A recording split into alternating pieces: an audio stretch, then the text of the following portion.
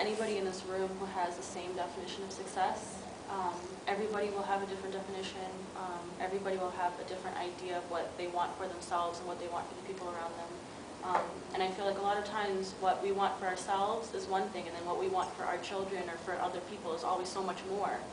We want them to do better than we did, and I feel like, especially with parents, that's what we want. But as a young mom, I had very little support.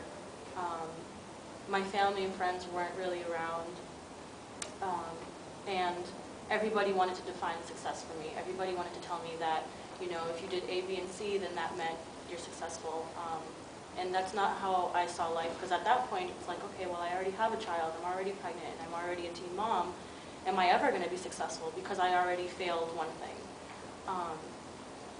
Luckily for me, I had 3 people in my life who I can remember clearly and always think about, and they were the only 3 people who ever really believed in me and really helped me determine what my definition of success was. Having this obstacle in my life of not knowing what success was extremely challenging. It was extremely hard for me to deal with. I got to a point where I felt like I would never be successful. I got to a point where I felt I would never meet everyone's expectations.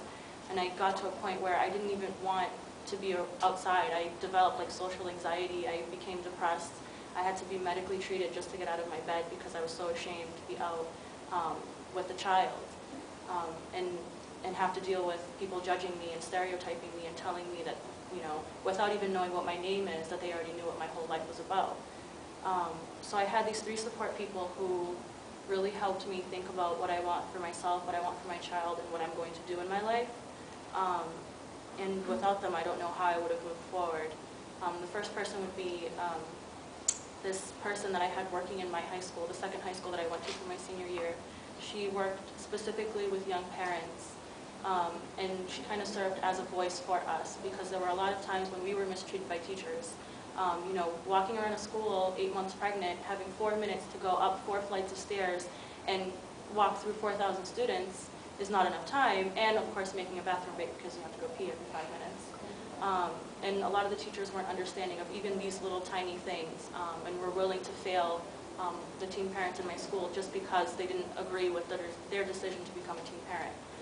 So I had somebody in my life, luckily, who was willing to listen to this, to stand up for me and talk to these teachers and work something out, because I was still a great student and I was still getting my A's and B's and I was still doing my assignments, but there were so many people who were looking for ways to fail me because, and my theory is because they can't use me as an example if I'm successful. If they say you don't want to become a teen parent because teen parents fail, and then I'm sitting here and I'm graduating and I'm going to my classes and I'm doing everything I'm supposed to be doing, it's hard for them. It's hard for them to accept that, and I understand that. The other person in my life was actually one of my teachers. She was my psychology teacher in my senior year. When I was on my maternity leave, she was going to be my tutor, and so she was going to come to my house. But in my city, you only were required to tutor 4 out of the 7 classes. So she was going to tutor me 4 out of the 7 classes, but of course if I failed the 3 other classes, then I would not graduate senior year. So she took the time out of her day after teaching at school, coming to my house, and she would actually tutor me all 7 subjects, even though she wasn't getting paid or required to do so, just so she could see me graduate. And she would spend that extra time with me just to make sure I understood the assignments and understood the work and passed the midterm and passed the final. And then the third person was actually my social worker at the YPP program at Children's Hospital, who I still keep contact with today. She was one of those people who was just willing to always listen to what I had to say and how I felt and what I wanted to accomplish, and never once put me down, and was always just, okay, how do we get you there? How do we help you do this? And she just helped me along the way, and she really encouraged me to speak up about what I needed, why I needed it, and what I was going to do with it once I got it. And having her, especially in my life, encourage me to speak up and not feel so afraid to talk about what I needed, kind of pushed me to become this person for other people, which is one of the reasons why I joined the Young Policy Fellowship last year.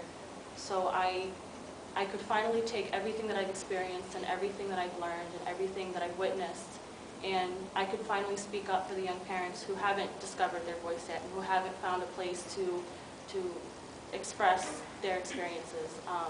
I finally found a way to use my voice for something so much more important than just myself, and it's something that I don't think I'll ever take away from me.